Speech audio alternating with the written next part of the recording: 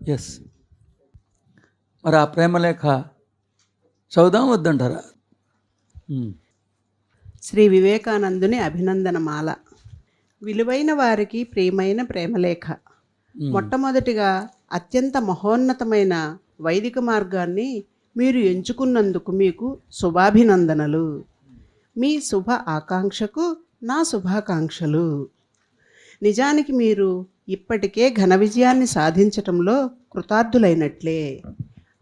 అనేక అవైదిక మార్గాలు యావత్ మానవాళిని ఆవహించేసి ఉన్నా జన్మ జన్మాంతరాలలో ఏ ఒక్కరూ ఆ విషవలయం నుండి లేశమాత్రం కూడా బయటపడి ఈ సరైన ఎంపికను ఎంచుకోవటంలో ఘోరంగా విఫలమవుతూ ఉన్నా మీరు మాత్రం సరైన ఎంపికను ఎంచుకుని నిజమైన ఘన విజయాన్ని సాధించటంలో కృతకృత్యులయ్యారు.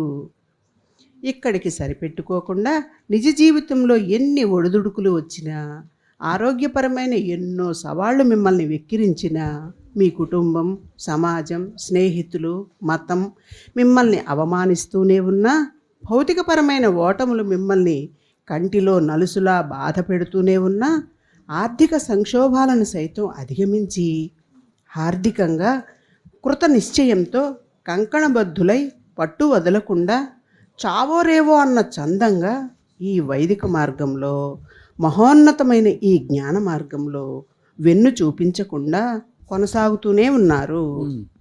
దేవదేవుళ్ళందరూ మీ కృత నిశ్చయానికి నివ్వెరపోతున్నారు. ఇది కదా మేము మానవాళి నుంచి ఆశిస్తున్నది అని మీ మీద జయపత్రాల వర్షాన్ని కురిపిస్తున్నారు. ఎందుకంటే వారికి బాగా తెలుసు, యుగంలో ఏ ఒక్కరో మాత్రమే ఇంత పట్టుదలని కలిగి ఉంటారు అని. ఆ పట్టుదల మీలో పుష్టిగా ఉన్నది. ఆ దేవదేవుళ్ళందరితో పాటు నా ఈ అభినందన మాలని సైతం మీరు స్వీకరించండి. ఆధ్యాత్మికతలో మరింత ఉన్నతమైన శిఖరాలను ఉద్ధరించుకోవాలని మీరు అనుకుంటున్నారా, లేక పొందిన దాంతో సరిపెట్టుకోవాలనుకుంటున్నారా? ఒకవేళ మరిన్ని విజయాలను సాధించాలని మీరు హృదయంగా వాంఛిస్తూ ఉంటే, మీ వాంఛ నెరవేర్చబడేందుకు దోహదపడే ఓ సలహాని, ఓ మార్గాన్ని సూచిస్తున్నాను. భౌతికం పట్ల, భౌతిక విజయాల పట్ల మితిమీరిన వ్యామోహాన్ని ఎప్పుడూ చూపవద్దు. అలా అని భౌతికం నుండి వచ్చే సుఖాన్ని, సంతోషాన్ని లేశమాత్రం కూడా త్యాగం చేయవద్దు. ఈ రెండింటినీ వేరు చేసే రేఖామాత్రపు విచక్షణ ఒకటి ఉన్నది. ఆ విచక్షణని పసిగట్టగలగడం అలవరుచుకోండి. ఓ ప్రాజ్ఞుడి యొక్క దృక్కోణంలో అసలు భౌతికానికి అస్తిత్వమే ఉండదు. ఇంద్రియాలతో ధృవీకరించే ఈ దృశ్యమాన జగత్తుకి లేశమాత్రం కూడా సార్థకతే ఉండదు. ఆ యోగీశ్వరుడి దృష్టిలో ఈ భౌతికం ఓ ఛాయా చాపల్యం మాత్రమే. ఇది కేవలం గతం మాత్రమే, ప్రతిబింబాత్మకమైనది మాత్రమే. తల్లి, తండ్రి, భార్య, వంశాంకురాలు, వీరి మధ్యలో జరిగే బంధాలు, బాంధవ్యాలు ఇవన్నీ నిజంలా కనిపిస్తున్న నిజం కానటువంటి నాటకాలే. వీరందరూ మహానటులే.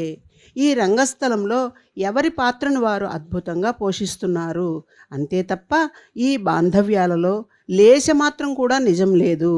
నిజానికి ఎవరికి ఏమీ కారు. ఒకరికి ఒకరు ఎప్పుడూ సహదేవుళ్లే, సహస్వర్గవాసులే. అంతేకాదు, ఈ జన్మలో 1000 కోట్లని హస్తగతం చేసుకున్న ఓ శ్రీమంతుడు తదుపరి జన్మలో ఓ బిచ్చగాడుగా పుట్టే అవకాశం కూడా లేకపోలేదు. అందుకే ఓ ప్రాజ్ఞుడికి బాగా తెలుసు, ఈ విజయం యొక్క ఆయుష్ బహుస్వల్పమేనని. అందుకే ఓ యోగీశ్వరుడు భౌతికమైన విజయాల పట్ల కానీ, భౌతికమైన బాంధవ్యాల పట్ల కానీ, భౌతికమైన గుర్తింపు పట్ల కానీ వేలం వెర్రిని ప్రదర్శించడు. క్రేజీగా ఉండకపోవటం అంటే వచ్చిన రూపాయిని జాగ్రత్తగా దాచుకున్నాడు, రాని రూపాయి కోసం ఎగబడలా. తన జన్మ యొక్క సార్థకతని సంపాదించిన డబ్బు బట్టి అతను అంచనా వేళ, నేర్చుకున్న జ్ఞానం బట్టి అంచనా వేశాడు. ఎగ్జాక్ట్గా క్రేజీనెస్ లేకపోవటం అంటే అది. ఇంకా రెండో పార్ట్ ఉందిగా. రెండో పార్ట్ ఏంటి? అలా అని భౌతికంగా చేస్తున్న సుఖాన్ని, సంతోషాన్ని అంటే ఫన్ని లేచి మాత్రం కూడా ఛేదించద్దు. రాసుకోండి. మరి ఇక రెండో అంశాన్ని గురించి తెలుసుకునే ప్రయత్నాన్ని గావిద్దాం. అదేనండి, భౌతికానికి సంబంధించిన సంతోషాన్ని, సుఖాన్ని ఆధ్యాత్మికత పేరు చెప్పుకుని లేశమాత్రం కూడా త్యజించకుండా ఉండగలగటం. ఎప్పుడైతే మీరు ఆధ్యాత్మికత కోసం భౌతికాన్ని త్యజించనారంభిస్తారో మీలో ఉన్న అసురుడు కామాకోట్స్ నా త్యాగం వల్లనే నువ్వు దేవుడు అవ్వగలిగావు, నీ ఆధ్యాత్మిక విజయం నేను నీకు పెట్టిన బెత్సం కోట్స్ క్లోజ్ అని విర్రవీగుతాడు. అది అంగీకరించడం తప్ప మీకు మరో ప్రత్యామ్నాయం ఉండదు. అంతేకాదు, ఓ బలహీన క్షణంలో మీ మీద మీరు పట్టు కోల్పోయినప్పుడు మరింత లోతుగా ఆ భౌతికమైన రొచ్చులో కూరుకుపోయే ప్రమాదం పొసిగి ఉన్నది. అప్పుడు మీలో అపరాధ భావన మితిమీరిన స్థాయిలో పొంగి ప్రవహిస్తుంది. అపరాధ భావన, అహం బ్రహ్మాస్మి కలిసి కాపురం చేయలేవు సుమా. ఆధ్యాత్మిక ఘన విజయం వ్యక్తిత్వాన్ని త్యాగం చేయటం వలన వస్తుందే తప్ప వ్యక్తిత్వం చేసే త్యాగం నుండి పుట్టుకు రానే రాదు సుమా. నెక్స్ట్ పేరు. అవును, మీరు మహోన్నతమైన దేవదేవుళ్ళే కామ, ఇందులో ఏ సందేహము లేదు. కానీ ప్రస్తుతం మీరు దేహదారులై మానవ లోకంలో మానవులుగా జీవిస్తున్నారు కదా, మానవ పాత్ర అనే వింత నాటకాన్ని ఆడుతున్నారు కదా. ఈ నాటకాన్ని ఆడకపోవటం గొప్ప కాదు, నాటకాన్ని చాలా లోతుగా ఆడుతూ అంతే ధీటుగా ఇది నాటకమే అని గుర్తెరగగలగటం. ఈ లోకంలో ఉన్నారు కాబట్టి ఈ లౌకిక మర్యాదని పాటించగలగటం. అంతేకాదు, ఓ ప్రాజ్ఞుడికి తప్ప ఈ భౌతికాన్ని అనుభవించగలిగే అర్హత ఇంకెవరికి ఉంది చెప్పమా అన్న చందంగా యోచిస్తూ ఈ సాంద్రత సీమలో ఈ సాంద్రతని అనుభవించే సాధికారత తనకు మాత్రమే వర్తిస్తుందని, ఎందుకంటే తాను మాత్రమే భౌతికతకి ఓ సార్థకత లేదని గుర్తెరిగాను కాబట్టి అన్న చందంగా యోచించాలి. నెక్స్ట్ వెరసి ఓ జ్ఞాని భౌతికం కోసం ఆధ్యాత్మికతని త్యజించడు, ఆధ్యాత్మికత కోసం భౌతికాన్ని త్యజించడు. కేవలం ఆధ్యాత్మికత కోసం భౌతికంలో సైతం పాల్పంచుకుంటాడు. ఈతడు భౌతికంలో అతడు సాధించిన ఘన విజయాల్ని పరిగణించి జన్మ సార్థకతని పొందాననో పొందలేదనో భావించడు. నెక్స్ట్ రాసుకోండి, కింద రాసుకోండి 3 స్టార్స్. ఓ యోగీశ్వరుడు, ఓ ప్రాజ్ఞుడు ఎంతెంతగా భౌతికానికి అస్తిత్వం ఉందని భావిస్తాడో అంతంతగా భౌతికానికి అస్తిత్వం ఏర్పడుతుంది. అంతంతగా భౌతికమైన స్థూల ధర్మాలు సైతం శక్తిమంతం అవ్వనారంభిస్తాయి. అంతంతగా ఆ భౌతికమైన స్థూల ధర్మాలు అతడిని నిర్దాక్షిణ్యంగా శాసించనారంభిస్తాయి.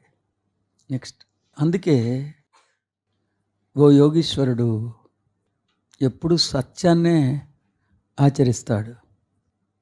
సత్యాన్ని ఆచరించడం అంటే అసలు భౌతికానికి అస్తిత్వమే లేదని గుర్తెరగగలిగే ఓ మానవుడు.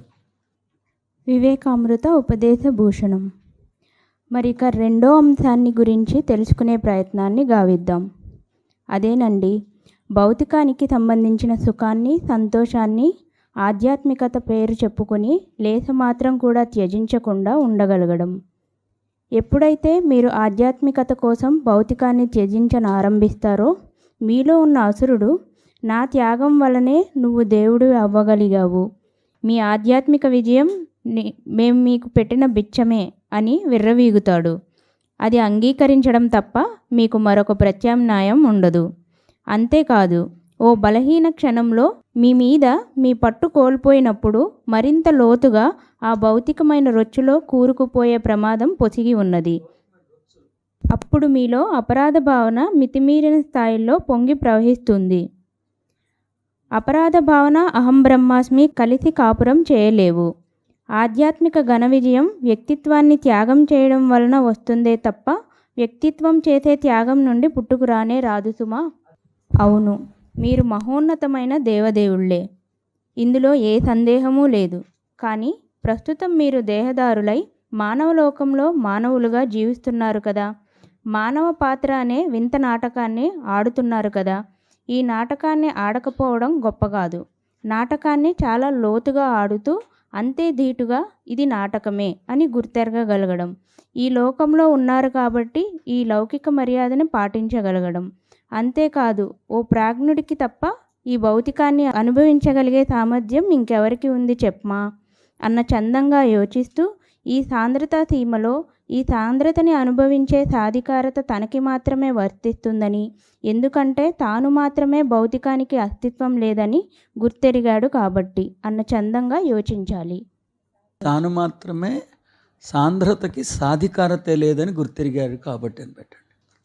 కింద రాసుకోండి ఒక ఇది, సాంద్రతకి సాధికారత లేదని గుర్తెరగగలగటమే సాంద్రతని శాసించే సాధికారతని మీకు ఒసంగుతుంది. అర్థమైందా? సాంద్రత అంటే డెన్సిటీ, పదార్థ రూప జగత్తు. సాంద్రతకి సాధికారత అంటే శాంక్టిటీ. సాంద్రతకి సాధికారతే లేదని గుర్తెరగగలగటమే సాంద్రతని శాసించగలిగే సాధికారతని మీకు ఒసంగుతుంది. I mean to say that the density doesn't have any sanctity. Only that knowledge is empowering you to direct the density because you are divinity అనేది నా ఉద్దేశం. ఎస్. వెరసి ఓ జ్ఞాని భౌతికం కోసం ఆధ్యాత్మికతని త్యజించడు, ఆధ్యాత్మికత కోసం భౌతికాన్ని త్యజించడు. కేవలం ఆధ్యాత్మికత కోసం భౌతికతలో సైతం పాలు పంచుకుంటాడు. ఈతడు భౌతికంలో సాధించిన ఘన విజయాలని పరిగణించి జన్మ సార్థకతని పొందానో పొందలేదనో భావించడు. మీరు భౌతికత ఆధ్యాత్మికత కోసం భౌతికమైన జీవితాన్ని జీవిస్తే ఆ భౌతికమైన జీవితం భౌతికం అవుతుందా, ఆధ్యాత్మికత అవుతుందండి? అందుకే మొత్తం ఆధ్యాత్మిక జీవితమే ఉంటుంది. It's always in spirituality. అర్థమైందా సార్? మీరు పెళ్లి చేసుకున్న వ్యక్తిత్వానికి ఊతం ఇవ్వకుండా ఉండటం కోసం పెళ్లి చేసుకున్నారు. పిల్లని కన్నా వ్యక్తిత్వం మిమ్మల్ని దెప్పి పడకుండా ఉండటం కోసం పిల్లల్ని కన్నారు. భౌతికంలో అందరిలా ముస్తాబు అవుతున్నా నేనేం కోల్పోలేదని వ్యక్తిత్వానికి చెప్పెట్టి కొట్టడానికి ముస్తాబు అవుతున్నారు. అన్ని రంగాల్లో మీరు ఉంటున్నారు. ఏమనంటే నేను ఏం కోల్పోకుండా, ఎవడైనా కొండకు ఎంట్రికేసి లాగాడు, నా దగ్గర ఎంట్రిక్ కూడా లేదు, పక్కనోడు ఎంట్రిక్ని అడిగి లాగి కొండొచ్చి పడిందే, ఎవడైనా తంతే వెళ్ళి గారిలో బుట్ట పడతాడే, నేను తంతకుండా వెళ్ళి బోర్ల బుట్టలో పట్టాను. గారికి అదే బోర్ స్వీట్ కూడా ఉంది. అందుకే మీ పర్సనాలిటీకి అంత కక్ష. ఓ మానవుడు ఎంతెంతగా భౌతికానికి అస్తిత్వం ఉందని భావిస్తాడో అంతంతగా భౌతికానికి అస్తిత్వం ఏర్పడుతుంది. అంతంతగా భౌతికమైన స్థూల ధర్మాలు సైతం శక్తివంతం ఆరంభిస్తాయి. Sir, this is an important point sir. అది ఆచరించేది కాదు, నేర్చుకునేది. అసలు ఆచరించడానికి ఏం కాదు. ఒకసారి నేను చెప్తాను విను. ఒక మానవుడు ఎంతెంతగా భౌతికానికి అస్తిత్వం ఉన్నదనుకుంటాడో అంతంతగా భౌతికమైన స్థూల ధర్మాలకి ఒక అధికారం వస్తుంది, ఒక శక్తి వస్తుంది. ఎప్పుడైతే ఒక మానవుడు భౌతికానికి అస్తిత్వం ఉన్నదనుకున్నాడో, భౌతికమైన స్థూల ధర్మాలకు ఒక శక్తి ఏర్పడిందో, అంతంతగా భౌతికమైన స్థూల ధర్మాలు నిన్ను శాసిస్తాయి. నీకు ఇష్టమైన వాడే కదా అని నువ్వు రాజుగా ఒకడిని నియమించావు. రాజుగా నియమించేదాకా నీకుంది, కానీ ఆ రాజు కత్తి తీసి నిన్నే నరకకుండా ఉంటా నీ చేతిలో లేదు. నియమించాడంటే కాడైపోయినట్టే. సో ఎంతెంతగా ఒక మానవుడు భౌతికానికి అస్తిత్వం ఉన్నది అనుకుంటున్నాడో అంతంతగా భౌతికమైన స్థూల ధర్మాలు శక్తివంతం అవుతాయి. భూమి తన చుట్టూ తాను తిరగటం, సూర్యుడి చుట్టూ తిరగటం, తద్వారా ఏర్పడిన పగలు రాత్రి, తద్వారా నీకు అన్ని స్థూల ధర్మాలు వర్తిస్తాయి. శరీరానికి సంబంధించిన స్థూల ధర్మాలు అన్నీ వర్తిస్తాయి. సో భౌతికతను అటాక్ చేయాల్సింది ఎక్కడా? నీ న్యూరలాజికల్ బ్రెయిన్లో దాన్ని అటాక్ చేయాలి. డెత్ని అటాక్ చేయాల్సింది అక్కడే. కర్మ సిద్ధాంతాన్ని అటాక్ చేయాల్సింది అక్కడే. So the more and more you are believing that the physical world exist, then all the properties pertaining to physical world, they become stronger. And the irony is, the remote always which should be with you, now the remote is no more with you, it is with the physicality, it is with the physical properties. Then you have no other alternative but to dance as per the tune of physicality. The one and only alternative is you have got to realize the truth. The truth is that the physicality doesn't exist at all. Once you have realized sufficiently that the physicality doesn't exist at all, then naturally all the physical properties lose its sanctity. Then naturally all the physical properties lose its sanctity. Then believe me, they are not going to dictate you, they are not going to dominate you. Upar se you began to dominate them, you began to dictate them. That exactly, if you could enter into the realm of that phase, human beings call it as he has begun to do miracles. But that there is no miracle in that. But that is the phase. Did you get the point? అర్థమైందా నీకు? భౌతికం ఉంది అని అనుకున్నావు అనుకో, అంటే ఇంద్రియాలు చూస్తున్నావే అది లేదు. ఇట్లా చూస్తే కనిపించిందే అది లేదు. సెన్సరీ ఆర్గాన్స్తో మనం చూస్తుంది ఏదీ లేదు. ఎందుకంటే అది నిజంగా ఉందనుకోండి, యద్భావం తద్భవతి అవ్వదు. యద్భవతి తద్భావం ఉంటుంది. అక్కడ నువ్వేం చూసావో దాన్ని అనుకోమంటాం. ఈ సాంద్రత లేదని కాదు దీనికి. అసలు నువ్వు ఇది నీ నీ నీ శాశ్వతత్వం యొక్క దృక్కోణం నుంచి నీ పాత్రను అధ్యయనించి నీ పాత్ర నిజమా అబద్ధమో తెలిసిపోద్ది. కింది జన్మలో కూడా నువ్వు ఇదే పాత్ర వేసి ఉంటావా? కింది జన్మలో కూడా నువ్వు స్త్రీ అయి ఉంటావా? నేను చెప్పాగా, ఒకడు మిలిటరీలో ఒక 20-30 మందిని చంపేశాడు యుద్ధంలో. ఓకేనా? ఆడికి అతివీర భయంకరమైన పరమచక్ర అన్నీ ఇచ్చేశారు ఆడికి. వాడు ఇంటికి వెళ్ళాడు. వాడు పల్లెటూరు పాకాళ్ళది. అందరికి పార్టీ ఇచ్చాడు. పార్టీలో మిగతా వాళ్ళందరూ కాస్తంత మద్యం సేవించి వీడికి వచ్చిందని గట్టిగా అరుస్తుంటే ఆడింటి పక్కడు వచ్చి, అరుపులేంటి, ఇది పల్లెటూరు, ఇది అన్న సిటీ అనుకున్నారు, 6 దాటిన తర్వాత ఎవరు అరవకూడదు ఇక్కడ అని గట్టిగా అరిస్తే ఏంటంటే మాట వచ్చింది, ఆయన పొడిచాడు. చచ్చాడు ఆడు. తీసుకెళ్ళి పోలీసులు లోపల పెట్టి యమకొట్టుడు కొట్టాడు. ఓకేనా? ఇప్పుడు చెప్పండి, పక్కింటోడితో గొడవ పట్టడంలో కాస్త పక్కింటోడు ఎవడో తెలుసు, వీడు ఆనందంగా ఉంటే పక్కింటోడు వచ్చి వీడిని కొట్టడం వలన వీడు మనస్తాపానికి గురై వాడు వీడిని కొట్టబోవటంతో వీడు ఆడిని కొడితే చచ్చిపోయాడు. కనీసం ఈ గొడవకు ఒక కారణం ఉంది. ఆ 19 మందిని వీడు చంపాడే, వాళ్ళు ఎవరో కూడా వీడికి తెలియదు. వాళ్ళ ముఖాలు కూడా చూడాలి, చచ్చిపోయిన తర్వాత చూడాలి, చంపక ముందు చూడాలి. టప్ప కాల్చేశారు. మరి ఏది న్యాయం? ఏది న్యాయం చెప్పండి? ఆడెవడో కూడా తెలియదు వీడికి. సో మీరు మీ ఆలోచన సంవిధానాన్ని ఎలా మలుచుకుంటారో అనేది మీ ఇష్టం. మరి నిజమేనా నేను చెప్పింది? అది పట్టుకోగలగాలి. భౌతికానికి అస్తిత్వమే లేనప్పుడు, భౌతికానికి ఎందుకు అస్తిత్వం లేదు? ఇక్కడ అనుకున్న తర్వాత ఇక్కడ జరుగుతూ ఉంది. మరి చెప్పండి, భౌతికానికి అస్తిత్వం ఉందా లేదా? లేదు సార్. వాయిడ్ అబినిషో. 2 నిజం కానటువంటి వాళ్ళకి మధ్యలో జరిగింది నిజం కాదంతే. ఇది నిజం అనుకోవటం ఎంత జిడ్డంటే, దేహం పడిపోయిన తర్వాత కూడా ఆ జిడ్డులో లేశ మాత్రం మనకు ఉన్నా సరే మళ్ళీ వెనక్కి వచ్చేస్తాం. మళ్ళీ వెనక్కి వచ్చేస్తాం. అది ఎంత వికృతమో చూడండి. ఇది నిజం కాదని ఇక్కడే గ్రహించిన వాడిని మళ్ళీ భూతలం వైపు ఆకర్షించే అంత శక్తివంతమైన కోరిక ఉండనే ఉండదు. నిజం. అందుకే జ్ఞానం అంత ఇంపార్టెంట్ సార్. అందుకే జ్ఞానం పర్సనాలిటీకి అసలు పడదు.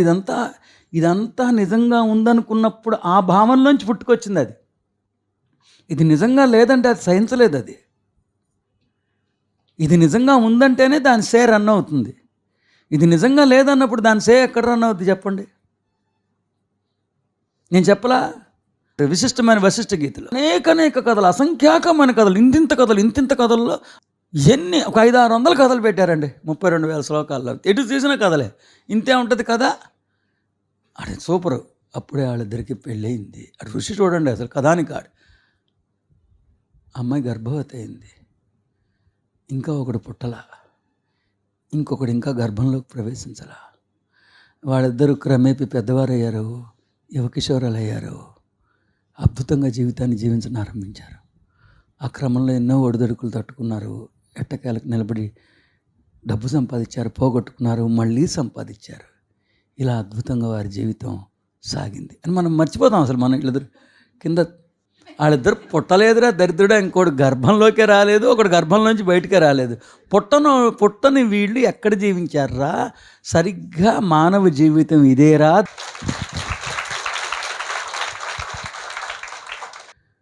సో ఇప్పుడు చెప్పండి, ఇద్దరు పుట్టని వాళ్ళ జీవితం గురించి వాళ్ళ జీవితం ఉన్నట్ట? మానవ జీవితం కూడా అదే. ఈ ఒక్క పారమార్థం తెలుసుకోగలిగితే దీన్ని ఆచరించడం ఏముంటుంది చెప్పండి? ఇది నిజం కాదు అందుకని తింటాం మానేస్తామా? నువ్వు అర్ధనారీశ్వరుడివే అందుకు ఎవరి లింగ వ్యవస్థ ప్రకారం వాళ్ళే బాత్రూంలోకి వెళ్తారుగా. నువ్వు దేహం కాదు స్నానం చేయడం మానేస్తావా? డబ్బుకి విలువే లేదు అందుకని డబ్బుని నోట్లు కాల్చి కాపీ తాగుతా ఏంటి? అది నేను అందుకనే చెప్తున్నా, ఎక్కువగా ఇది అర్థం చేసుకునేది, ఆ సూక్ష్మాన్ని గ్రహించగలిగేది. చనిపోయిన తర్వాత ఆ వ్యక్తి బతికే ఉన్నాడు నీకు తెలుసు, కానీ ఆ వ్యక్తి చనిపోయినప్పుడు నీ కంటి వెంట ఇది రాదు, నీరు రాదు, గుర్తురాదు. మనకు అన్నీ తెలిసినా కూడా అంతే. ఈ రెండిటిగా ఉండగలిగి ఉన్నప్పుడే దాని ఆ మజా ఉంటుంది మీకు. అర్థమైందా? That's it. ఎస్. మరి ఋషులు ఎలా ఆడుకున్నారు చెప్పండి? ఆడు పిల్లిని కుక్క మార్చేసేయటం, మనిషిని ఇంకో దేని కింద మార్చేయటం, ఇంకో దేని కింద మార్చడం. ఆడికి ఎట్లా పవరు? ఆడికి నాలెడ్జ్ తెలుసు, ఆడికి జ్ఞానం తెలుసు. కాబట్టి ఆడు భౌతికాన్ని కన్సిడర్ చేసేవాడు కాదు. అసలు భౌతికాన్ని అసలు ఆడు లోపలికి తీసుకోడాడు. ఆడు ఆడుకుంటాడు, భౌతికాన్ని ఆడుకుంటాడు అంతే. ఆడు భౌతికంతో నువ్వు ఆడుకుంటావో లేకపోతే భౌతికాన్ని నిన్ను ఆడుకొనిస్తావో చూసుకో. నువ్వు భౌతికంతో ఆడుకోకపోతే భౌతికం నిన్ను ఆడుకుంటుంది. ఏం నిజం సార్ దీంట్లో? ఏం నిజం చెప్పండి? ఇవన్నీ పక్కన పెట్టేసేయండి. పోనీ భౌతికానికి అస్తిత్వం ఉందనుకున్నాం, ఎన్నాళ్ళు ఉంటుంది సార్ భౌతికం? ఎప్పటికోప్పటికి ఇవన్నీ వదిలేసి వెళ్ళాల్సిందేనా? సో చివరికి మన స్థానం ఎక్కడంటే గోడ మీద ఫోటో. నథింగ్ అయినా even an iota of reality is not there. పట్టుకోండి. ఇది ఈ టాక్ట్ఫుల్నెస్.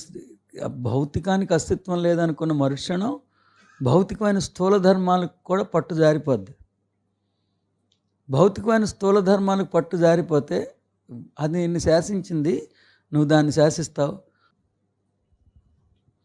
విశిష్టమైన వశిష్ఠ గీతలో యోగ వశిష్ఠంలో ఎన్ని కథలు రాశారు. ఓ చేమ వెళ్తూ ఉంటుంది, ఓ పెద్ద రథం వెళ్తూ ఉంటుంది, భూమి షేక్ అవుతూ ఉంటుంది. ఏంటి చేమ వెళ్ళామంటే అసలు అలా సూక్ష్మమైన అన్ని కథలే. ఎంత బ్యూటిఫుల్గా నేరేట్ చేశారంటే, అంత సూక్ష్మమైన సత్యాన్ని, ఎంతో కష్టపడితే కూడా అర్థం అవ్వని సత్యాన్ని కూలి పని చేసుకుని పెద్దగా తెలివితేటలు లేకపోయినా ఆ కథ వినంగానే ఆ సూక్తి పట్టుకునేటట్టుగా, ఆ కథాంశాన్ని పట్టుకునేటట్టుగా ఇవన్నీ వేల సంవత్సరాల క్రితం చెప్పారు చూడండి. ఇప్పటికైనా మనం మేల్కోవాలా? ఎస్. ఏ గురువు జ్ఞానం తెలుసుకున్నవాడు తనకి దాసుడు అవ్వాలనుకోడు, ఇంతమంది జ్ఞానం చెప్తే అందులో స్పందించి జ్ఞానిగా ఎదుగున్న వాడిది పాదాల వద్ద మోకరిల్తాడు అనుకుంటాడు. కానీ an enlightened being never makes a co god as a slave, he will make slave also as a co god. అది అసలు అసలు అసలు దానికే మూలానికే భంగం. అది చదువు ఒకసారి మొత్తం చక్కగా హాయిగా వినండి. వివేకానందుని ఉపదేశామృతం. విలువైన వారికి ప్రియమైన ప్రేమలేఖ. మొట్టమొదటిగా అత్యంత మహోన్నతమైన వైదిక మార్గాన్ని మీరు ఎంచుకున్నందుకు మీకు శుభాభినందనలు. మీ శుభ ఆకాంక్షకు నా శుభాకాంక్షలు. నిజానికి మీరు ఇప్పటికే ఓ ఘన విజయాన్ని సాధించడంలో కృతార్థులైనట్లే. అనేక అవైదిక మార్గాలు యావత్ మానవాళిని ఆవహించేసి ఉన్నా జన్మ జన్మాంతరాలలో ఏ ఒక్కరూ ఆ విషవలయం నుండి లేశమాత్రం కూడా బయటపడి ఈ సరైన ఎంపికని ఎంచుకోవడంలో ఘోరంగా విఫలమవుతున్నా మీరు మాత్రం సరి అయిన ఎంపికని ఎంచుకొని నిజమైన ఘన విజయాన్ని సాధించడంలో కృతకృత్యులయ్యారు. ఇక్కడికి సరిపెట్టుకోకుండా నిజ జీవితంలో ఎన్ని ఒడిదుడుకులు వచ్చినా, ఆరోగ్యపరమైన ఎన్నో సవాళ్ళు మిమ్మల్ని వెక్కిరించినా, మీ కుటుంబం, సమాజం, మతం, స్నేహితులు మిమ్మల్ని అవమానిస్తూనే ఉన్నా, భౌతికపరమైన ఓటములు మిమ్మల్ని కంటిలో నలుసులా బాధపెడుతూ ఉన్నా, ఆర్థిక సంక్షోభాలని సైతం అధిగమించి హార్దికంగా కృతనిశ్చయంతో కంకణబద్ధులై పట్టు వదలకుండా చావో రేవో అన్న చందంగా ఈ వైదిక మార్గంలో, మహోన్నతమైన ఈ జ్ఞాన మార్గంలో వెన్ను చూపించకుండా కొనసాగుతూనే ఉన్నారు. దేవదేవులందరూ మీ కృతనిశ్చయానికి నివ్వెరపోతున్నారు. ఇది కదా మేము మానవాళి నుంచి ఆశిస్తున్నది అని మీ మీద జయపత్రాల వర్షాన్ని కురిపిస్తున్నారు. ఎందుకంటే వారికి బాగా తెలుసు, యుగంలో ఏ ఒక్కరు మాత్రమే ఇంత పట్టుదలని కలిగి ఉంటారు. ఆ పట్టుదల మీలో పుష్టిగా ఉన్నది. ఆ దేవదేవులందరితో పాటు నా ఈ అభినందనమాలని సైతం మీరు స్వీకరించండి.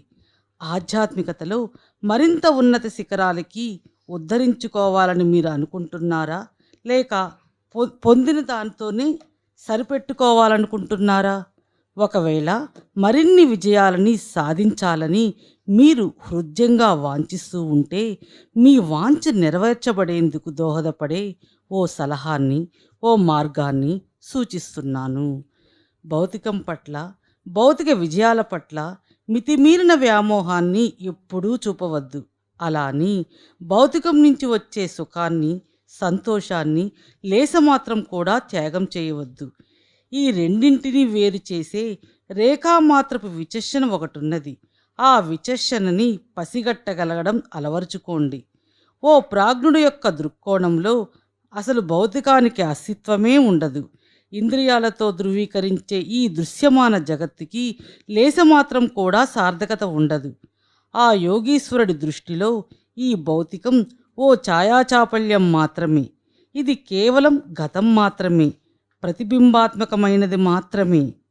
తల్లి, తండ్రి, భార్య, వంశాంకురాలు, వీరి మధ్యలో జరిగే బంధాలు, బాంధవ్యాలు ఇవన్నీ నిజంలా కనిపిస్తున్న నిజం కానటువంటి నాటకాలే. వీరందరూ మహానటులే. ఈ రంగస్థలంలో ఎవరి పాత్రను వారే అద్భుతంగా పోషిస్తున్నారు.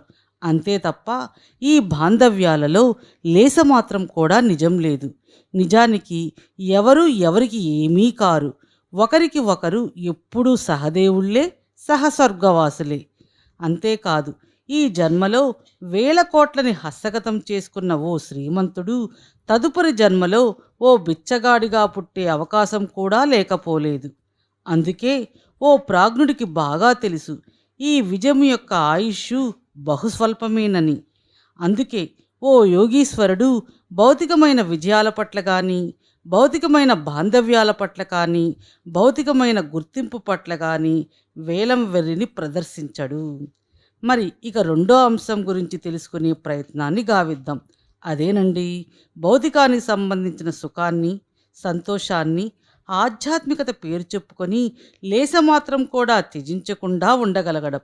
ఎప్పుడైతే మీరు ఆధ్యాత్మికత కోసం భౌతికాన్ని త్యజించనారంభిస్తారో మీలో ఉన్న అసురుడు, నా త్యాగం వలనే నువ్వు దేవుడివి అవ్వగలిగావు, నీ ఆధ్యాత్మిక విజయం నేను నీకు పెట్టిన బిచ్చమే అని విర్రవీగుతాడు. అది అంగీకరించడం తప్ప మీకు మరో ప్రత్యామ్నాయం ఉండదు. అంతేకాదు, ఓ బలహీన క్షణంలో మీ మీద మీరు పట్టుకోల్పోయినప్పుడు మరింత లోతుగా ఆ భౌతికమైన రొచ్చులో కూరుకుపోయే ప్రమాదం పొసగి ఉన్నది. అప్పుడు మీలో అపరాధ భావన మితిమీరిన స్థాయిల్లో పొంగి ప్రవహిస్తుంది. అపరాధ భావన, అహం బ్రహ్మాస్మి కలిసి కాపురం చెయ్యలేవు.